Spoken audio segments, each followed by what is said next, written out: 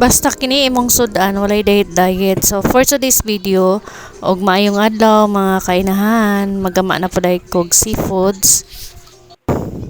Medyo nakatipid ta diri mga kainan kay kining lambay kuha diri sa akong banaw ug akong uyon katong namukot. Din kaning pusit gikan sa akong magulang. So nagbili lang kog isa ka buok katong nga nagisog ba na akong duha. Ako napalit ani mga kainan is kaning pasayan. So nagpalit lang ko 1/2 kilo. Then og kaning sweet corn. So mao lang ni ako napalit og mga lamas. Giuna din ako naglapo ang sweet corn mga kainan din. Pag human sa sweet corn, ako lang po nang gisunod ang kaning lambay. Medyo dugay-dugay man jud ni maluto ang sweet corn og kaning lambay mga kainan kung mag-isa ka. Then ako lang po nang gilapuan kay para maluto jud kay siya. Then pagkahuman ako nang giwaywa dang pusit, then limpiyuhan na nako dra ang kuan, ang pasayan. Naggamit lang ko dark butter mga kainan kay mananaman jud ang kanang nay butter. Then gigisa na nako dra ang garlic.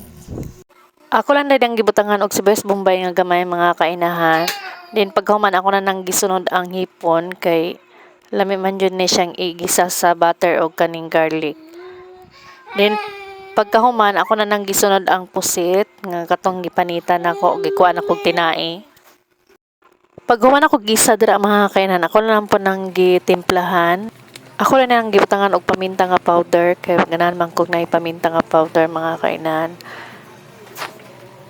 Ako rin yung gitimplahan daan kay para ang iyang lasa manuot jud sa hipon o kaning lambay mga kainahan. So habang naga-mix ko diya o nagaukay, nagatubig din pod ang pusit ug ang hipon. So wala na ako nagibutang og tubig mga kainahan. Unya ako na nang giluno dira ang lambay mga kainahan nga gihuman ako glapwa. Magluto na jud ni siya.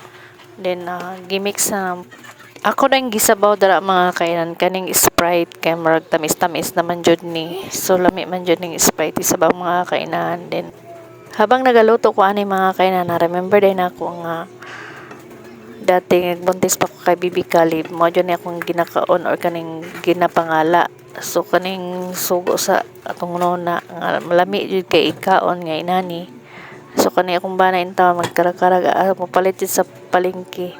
Ang gisugo na ko nga piyo, wala may piyo kanang kagang sa sapa mga kainahan.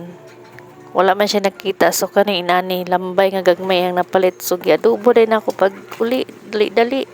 Kaya may naging kaon ang buntis. So wala hunongi sa buntis nga wala nahurot. Kini bitang mangala ta mga kainano, dili jud nato matuyo sa tong nona. Kana bitang natay gusto kaunon niya. Dili mao atong gikaon. So habang nagakaon ta, murag wala ta nabusog. Balik dito sa akong giluto mga kainan. Ako na nang giluno dira ang sweet corn.